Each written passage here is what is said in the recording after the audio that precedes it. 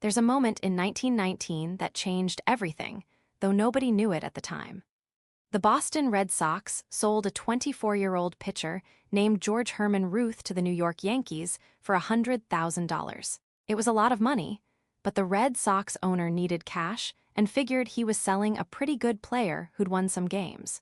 What he actually did was create the most dominant dynasty in sports history while cursing his own team for the next 8 decades. And the player he sold, the guy everyone would come to know as Babe Ruth, didn't just change teams. He changed the entire sport of baseball, how it was played, how people watched it, what it meant to American culture. But before all that, before the home runs and the fame and the legend, there was just a kid in Baltimore who probably should have ended up in prison or dead. Ruth was born in 1895, though even he wasn't entirely sure of the exact date. His parents ran a saloon in a rough neighborhood, and they had 8 kids, though only 2 survived past infancy. Young George was wild, uncontrollable. He skipped school, ran the streets, got into fights, stole things. His parents couldn't handle him, or maybe they just didn't have time to try. When he was 7, they sent him to St. Mary's Industrial School for Boys, essentially an orphanage and reform school run by Catholic brothers. He'd spend most of the next 12 years there, going home occasionally, but always ending up back at St. Mary's. It was a strict place, regimented, the kind of institution that either broke kids or shaped them. For Ruth, it probably saved his life. There was structure, discipline, and most importantly, there was baseball. Brother Matthias, one of the monks who ran the place, saw that the kid had talent. More than talent, actually. Natural ability that didn't make sense for someone who'd barely been taught. Ruth could hit, could pitch, could play any position. Brother Matthias encouraged him, mentored him, became the closest thing to a father figure Ruth ever had. By his late teens, Ruth was the best player at St. Mary's by a ridiculous margin. Local teams started hearing about him, and in 1914, Jack Dunn, owner of the Baltimore Orioles, a minor league team, came to see him play. Dunn signed him immediately, became his legal guardian since Ruth was still technically under St. Mary's supervision, and brought him to spring training. The other players started calling him Dunn's Babe, and the nickname stuck. Babe Ruth. He was 19 years old and had barely been outside of St. Mary's, and suddenly he was a professional ball player. He was good right away, too good for the minor leagues. The Orioles were struggling financially, and within months, Dunn sold Ruth to the Boston Red Sox. This was 1914, and baseball was different then. It was a pitcher's game, a game of strategy and small ball. You bunted, you stole bases, you manufactured runs one at a time. Home runs were rare, almost accidental. The ball was softer, the parks were bigger, and the approach was conservative. Ruth came in as a pitcher, and he was excellent at it. Left-handed, good fastball, better control. He won 18 games his first full season, and the Red Sox won the World Series. Over the next few years, Ruth established himself as one of the best pitchers in baseball. He won 23 games in 1916, 24 in 1917. He pitched 29 consecutive scoreless innings in World Series games, a record that stood for decades. The Red Sox won championships in 1916 and 1918, and Ruth was a major reason why. But something else was happening. When Ruth wasn't pitching, he'd play outfield sometimes, and when he got to bat, he hit the ball harder than anyone else. He didn't just make contact, he crushed it. In 1918, he led the league with 11 home runs, which doesn't sound like much now, but was extraordinary then. The Red Sox manager started playing him more in the outfield, getting his bat in the lineup more often. Ruth loved it. Pitching was fine, but hitting was fun. There was something primal about connecting with a ball and sending it flying, watching it go farther than anyone thought possible. In 1919, his last year with Boston, he hit 29 home runs. No one had ever hit more than 27 in a season. He was rewriting what people thought was possible. Then came the sale. Red Sox owner Harry Frazee needed money, some say to finance a Broadway play, and he sold Ruth to the Yankees. Boston fans were upset, but didn't realize the magnitude of what they'd lost. New York, meanwhile, had just acquired someone who would turn them from a mediocre team into the most famous franchise in sports. Ruth arrived in New York for the 1920 season, and immediately everything changed. The Yankees moved him to the outfield full-time, let him hit every day, And he went absolutely nuclear. He hit 54 home runs that season. 54. The next closest hitter had 19. He didn't just break the record, he obliterated it, made it irrelevant. People had never seen anything like it. Fans packed stadiums just to watch him hit. It wasn't just about the home runs, though those were spectacular. It was his personality, his presence. He was larger than life, literally and figuratively. Big guy, thick body, skinny legs, and he swung the bat with this violent, uppercut motion that shouldn't have worked but somehow did. He changed the way baseball was played. Before Ruth, home runs were flukes. After Ruth, everyone wanted to hit them. Teams started swinging for the fences, adjusting their approach, taking more risks. The dead ball era ended, partially because the ball itself changed, became livelier, but mostly because Ruth proved that power hitting could dominate the game. Manufacturers started making bats differently, players started lifting weights, the whole strategy of baseball shifted. And the Yankees started winning. They made the World Series in 1921 and 1922, though they lost both times. But in 1923, they opened a new stadium, a massive ballpark that could hold more than 60,000 people. They called it Yankee Stadium, but everyone knew the truth. It was the house that Ruth built. And in the first season there, Ruth hit 41 home runs and the Yankees won the World Series. He hit 3 home runs in the series itself, destroyed the competition, and became the most famous athlete in America. His numbers over the next decade were absurd. In 1927, arguably the greatest team in baseball history, Ruth hit 60 home runs. That record stood for 34 years. He drove in 164 runs that season. He had a slugging percentage over 700, which is insane. The Yankees won 110 games and swept the World Series. Ruth was at his peak, 32 years old and playing like a god. But he wasn't just a baseball player, he was a celebrity. He made more money than the president, famously quipped that he'd had a better year when someone pointed that out. He lived extravagantly, spent everything he made and then some. He drove fast cars, wore expensive clothes, ate enormous meals, drank heavily during Prohibition, stayed out all night at clubs and parties. He gambled, he womanized, he did whatever he wanted and figured the consequences would sort themselves out. His lifestyle should have destroyed him. He'd show up to games hungover, having not slept, sometimes still drunk. But somehow he'd still perform. He'd hit a home run, make a great catch, carry the team. It was like the normal rules didn't apply to him. His teammates called him the Big Bambino, and they weren't just talking about his size. He was this force of nature that operated on his own terms. There were scandals, of course. He was married but cheated constantly, made no real effort to hide it. He got into fights, arguments with umpires and managers.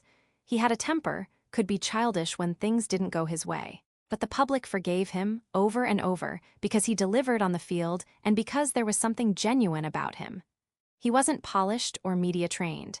He was rough, crude, fun. He loved kids, would visit hospitals, sign autographs for hours. He had this charm that cut through everything else. His relationship with Lou Gehrig, the Yankees' first baseman, was complicated. Gehrig was everything Ruth wasn't: quiet, humble, professional. They were the two best players on the team, and for years they coexisted peacefully. But tensions grew.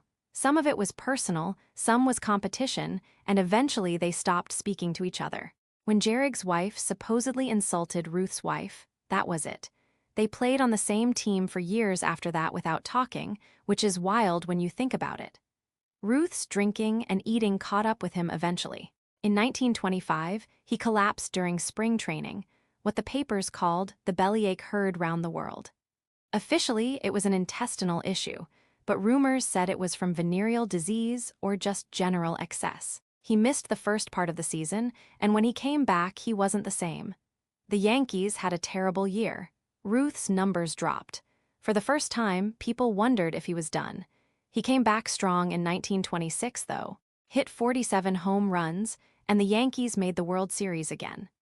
They lost, and Ruth made the final out trying to steal second base, which was stupid and impulsive and very on-brand for him. But he proved he wasn't finished. He had that 1927 season, then another great year in 1928, and kept hitting home runs into his mid-30s. The Yankees won 7 pennants and 4 World Series with Ruth. They became the dominant team in baseball, drew massive crowds, made tons of money. Other teams wanted their own Babe Ruth, started looking for power hitters, changed how they scouted and developed players. The entire sport transformed around him. By the mid-1930s, though, age was catching up. His numbers declined. He was still hitting home runs, still drawing crowds, but he wasn't the force he'd been. He wanted to manage, thought he'd earned the right to lead a team. The Yankees didn't agree. They saw him as undisciplined, unreliable, someone who couldn't be trusted with that kind of responsibility. In 1935, they let him go. He signed with the Boston Braves, thinking he might get a chance to manage there. It didn't happen. He played 28 games for the Braves and was terrible except for one final moment of magic. In Pittsburgh, he hit 3 home runs in one game, the last one clearing the roof at Forbes Field, one of the longest home runs anyone had ever seen.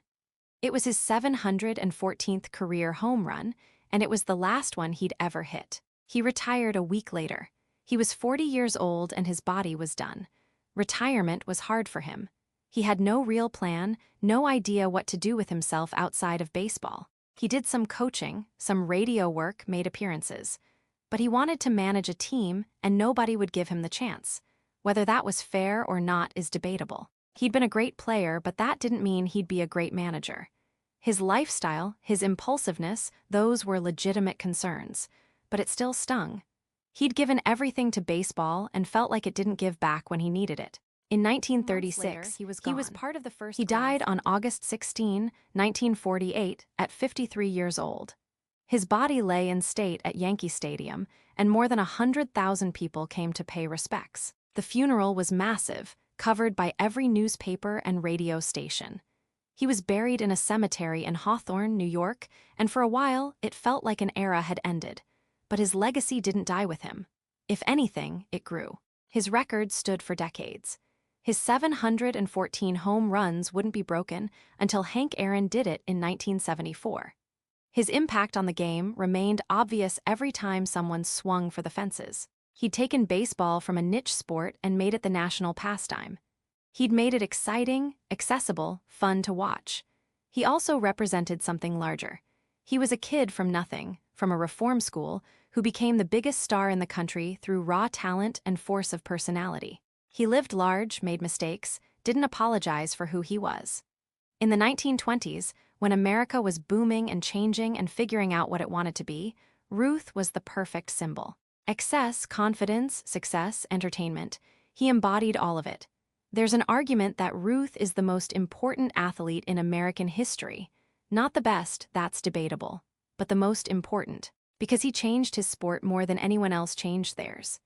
Basketball had Michael Jordan, boxing had Muhammad Ali, football had Jim Brown, all transformative figures, but none of them changed the fundamental way their sport was played the way Ruth did. Baseball before Ruth and baseball after Ruth were different games. He also came along at exactly the right time. The 1920s were when radio became widespread, when newspapers expanded their sports coverage, when media started creating celebrities in a new way. Ruth was the first modern sports superstar, someone whose fame transcended his sport. People who didn't care about baseball knew who Babe Ruth was. He was in movies, on the radio, in advertisements. He was a brand before anyone really understood what that meant, and he did it while being deeply flawed. He wasn't a role model in the traditional sense. He was selfish, impulsive, sometimes cruel. He abandoned his first wife, barely knew his adopted daughters. He thought only about the moment he was in, never about consequences or the future. But people loved him anyway, maybe because of those flaws instead of despite them. He was human, accessible in his imperfections. The Yankees wouldn't be the Yankees without him. They'd been a middling franchise playing second fiddle to the Giants in New York. Ruth made them must-see entertainment, turned them into winners, established the culture of excellence and expectation that still defines them. Every championship they've won since, every great player they've had, it all traces back to what Ruth started. His influence on the game itself is immeasurable. Power hitting became the dominant strategy in baseball because he proved it could work. Entire generations of players grew up trying to hit like Ruth, swing like Ruth, be like Ruth. The home run became the most exciting play in sports. Teams built stadiums with shorter fences, designed rosters around finding the next slugger, changed everything about their approach because one guy showed them a better way. But there's also the what-ifs. What if he'd taken care of himself, lived healthier, stayed in shape? What if he'd avoided the alcohol and the late nights and the excess? He retired at 40, having played 22 seasons, but what if he'd played 25? What if he'd hit 800 home runs instead of 714? What if he'd managed a team and won championships as a manager too? Those questions don't really matter, though. What matters is what he actually did. He hit more home runs than anyone thought possible. He won championships. He filled stadiums. He changed how baseball was played and how people thought about sports. He became one of the most famous people in the world while being himself, flaws and all. When people talk about Babe Ruth now, almost 80 years after his death, they still talk about him like he's mythical. The stories have gotten bigger, the numbers more impressive in context. 60 home runs when everyone else was hitting 15. A personality so big it couldn't be contained. A life lived at full volume with no regrets. The truth is messier, obviously. He was a complicated guy who happened to be extraordinarily talented at hitting a baseball. He made a lot of mistakes, hurt people close to him, wasted opportunities. But he also brought joy to millions of people. He made them forget their problems for a few hours. He gave them something to believe in during hard times, during the Depression, when people needed heroes. And he changed baseball forever. That's not hyperbole. The game would be fundamentally different if Babe Ruth had never played. The strategy, the popularity, the entire trajectory of the sport shifted because of him. Kids in the 1920s played baseball in the streets pretending to be Babe Ruth. Kids do the same today, even though he died before their grandparents were born. That's legacy. Not just being remembered, but changing things so completely that your influence never goes away.